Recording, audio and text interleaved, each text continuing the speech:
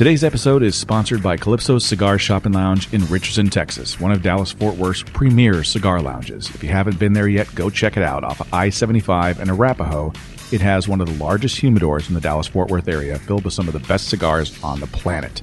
They also have a beautiful lounge you can sit at and enjoy your cigar. So go visit Matt and the crew at Calypso Cigar Shop and Lounge, located at 1002 North Central Expressway, Suite 589 in Richardson, Texas.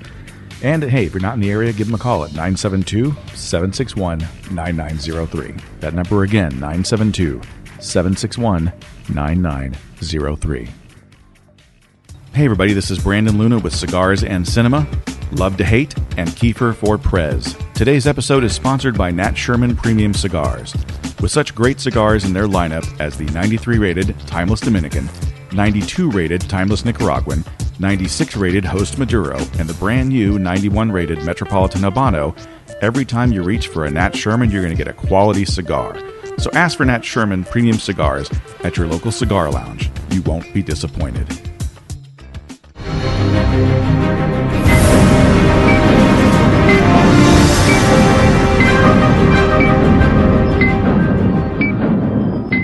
Hey everybody, this is Brandon Luna. Randy Rankin. And this is Kiefer for Prez. Kiefer for Prez. Episode 5.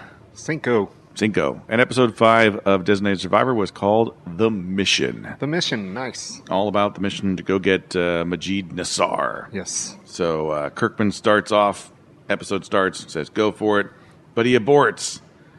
Yes. Why does he abort? I don't know. Why don't you tell us, Brandon?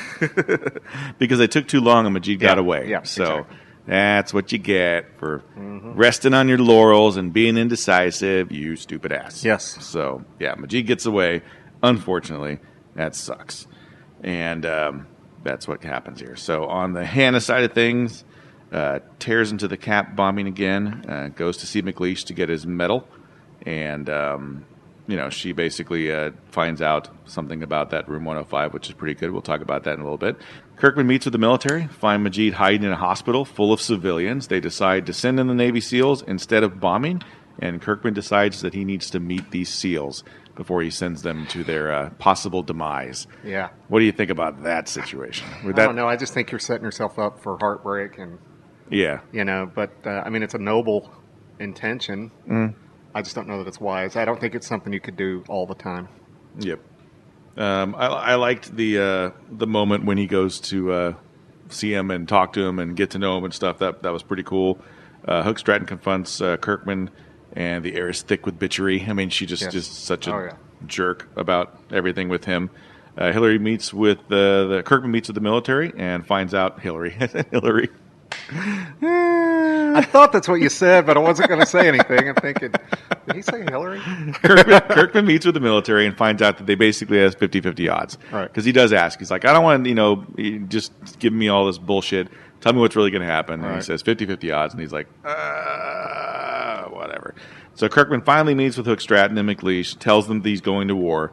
Hook Stratton throws Kirkman under the bus again. Yeah. And just, she's just basically completely at odds with him this time.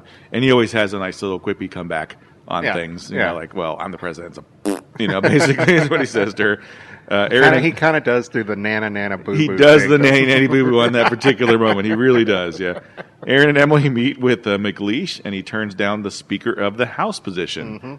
That was interesting. I was like, what's his play here? What's he trying to do? Yeah, that was kind of interesting. Yeah. Hook Stratton meets with Hannah about the Room 105 mystery, and the mystery kind of thickens. She does say, look, this is a thing. This is a place that they can go to basically be safe, and there's been some changes to it and everything, right. Maybe you need to find the... Yeah, it's like a secret room. And I think she actually presents her with the plans or something, too, so she finds out about it. So that was kind of cool. She's, I think...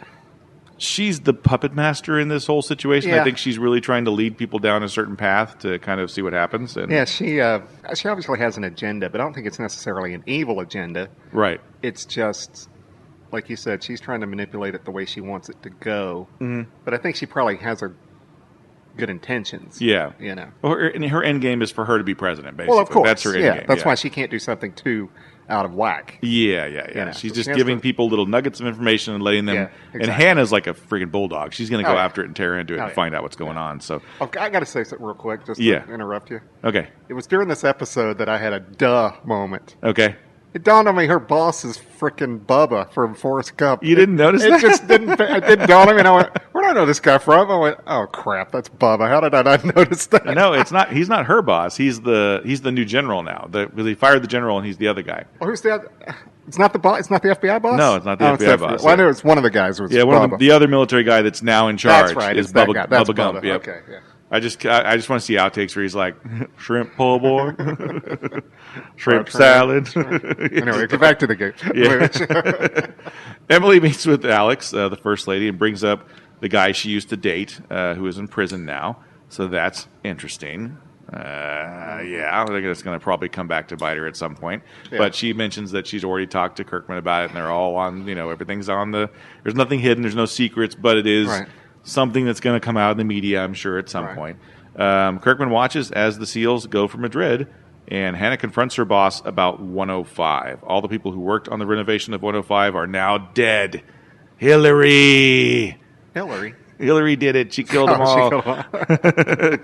In this world, she's still a senator Right, somewhere. gotcha, so, yeah. Majid makes an appearance surrounded by children as shields. What a douchebag. Yeah. And Majid, is killed with one casualty, and it was Commander Clarkson, who's the guy that. Of course, it's that guy. It's the Of one course, Kiefer it's bonded that with. guy. Yeah, of course, That's the way these shows go. Oh, yeah. A little bit predictable. Yeah. But and then Kirkman goes to pay his respects for Commander Clarkson, meets the real SEALs that were there, has a nice talk with that guy, and that was the moment, the choked up moment in the show. Aaron, Emily, and Seth tell Kirkman McLeish turned down the Speaker of the House job, and Kirkman recommends McLeish for VP. Wow. So I guess he didn't want to be third in charge. He wanted to be second in charge.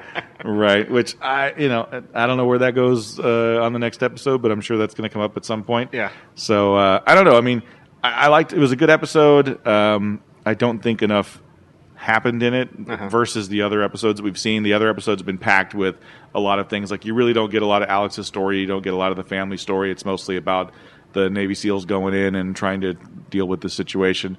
That seems very intense. Where he's where they're out there and they lose the signal and they're like, you're freaking out that whole time. So that was a cool scene. Yeah. If Jack Bauer had been in there, it would have gone a different way. Yeah, exactly. There would have been the kids would have been taken out, and he would have probably tortured them in front of the kids. I don't know. Yeah. It's Jack Bauer. Who knows? It'd be cool if they had a Jack Bauer-like character. Yeah. And Kiefer had to be the one that reined him in. Right. Right.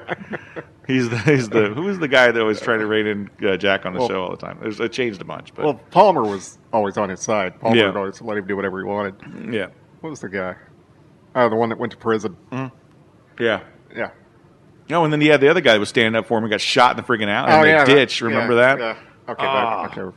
We're Off the digressing. 24. That's okay. No, that's what that's keep. I know, I'm We can joking. still talk I'm about joking. 24. I'm joking. That's okay. But no, it's a good episode. Didn't advance a lot, but it led into a lot of episode 6, which, as Will you be watch next. it, Will be next. Yeah. a lot more gets advanced in episode 6. So a lot happens in episode 6. All Yes. right, so we're looking forward to that. But overall, I mean, the show's going well so far. I think you're definitely seeing Kirkman grow into his position. He's still trying to find his way, and he's still leaning on his wife and his staff to do that. And I think that's what you have to do. I think our current situation is probably going to be very similar to that. He's going to have to lean on people. We're talking about Trump now. Right. He's going to have to lean on people to kind of find his way. Yeah. I don't know that Trump is the kind of person that would allow that. He thinks he knows everything. So Yeah. So we'll see how that all pans out. Yeah. But it's an interesting dynamic between the show and the current situation. Yeah, there's a lot, and you'll find more parallels in the next episode when you watch it. Yeah. Which yeah. is, like I said, really weird considering this was written several months before. It's like almost like they knew Trump was going to win. So Trump was right; it was rigged, but just in a different way. right. I honestly, let's talk a little bit about the election because everybody's talking about it, and I just want to get my 2 cents in. I honestly thought that it was going to be a Bush-Gore situation. And it really was, but it was the opposite of what I thought it was going to be. Yeah. I thought that Trump was going to win the popular and Hillary was going to win the electoral, and she would win, but it actually went the complete opposite of but that. The difference between the Bush-Gore thing was it was just a few electoral votes difference. Yeah. And this Trump was kind of a beat her by landslide. about Yeah, 100, he about beat 100 her. or something. Oh, Yeah, no, he a beat lot. her ass. Yeah. And, she only won the popular vote by like 140,000. Right. Well, her margin of victory in California was 1.6 million, which is why the electoral is in place, because basically that would mean that California would have dictated who won this election. Right. You can't have one state dictate what the rest of the country And that's goes what a lot of people don't understand about the Electoral College. Like, we got to do away with it. It's not the popular vote. But there's so many people that live in California and New York that if their votes, basically their votes would be the only ones that counted. Right. If that was why they did the that. popular vote only. Exactly. So, there is a reason why it's in place. It doesn't make sense unless you tear into it a little bit. And I don't think CNN and these guys have done a really good job of explaining it. Right. There's too many opinions that go into it. There's too many. They veer off topic so fast that you can't keep up with it. Yeah. And there is a reason why the Electoral College is there, and we're in a weird place right now. I mean, a lot like they are in the show. There was no giant bomb that killed a bunch of people, but it feels that way right now. Yeah, you got the rioting, you got all that kind of stuff. Yeah, the air's thick with a lot of scared people. Going into this whole situation. So, and I'll just do one little thing, and I'm not going to say too much else, but. As far as the fear of Trump thing, don't you think a lot of things he said were just things to get attention? Oh, of course, yeah. He's not going to... The wall thing is never going to happen. There's no way in hell that's ever going to happen. He knows that. No. It was just something to draw attention to himself. Oh, yeah. And, and I think that we're going to find a lot of things that he said weren't necessarily lies. They were just things to get attention to himself. Right. And eventually, he's not a dummy. He's going to surround himself with people.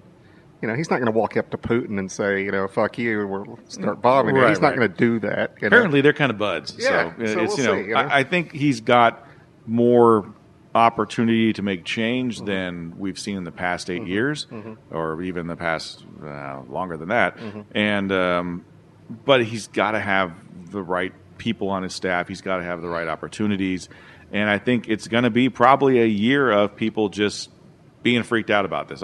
Maybe 6 months of people being freaked out before something happens. Now, he's got his 100-day plan.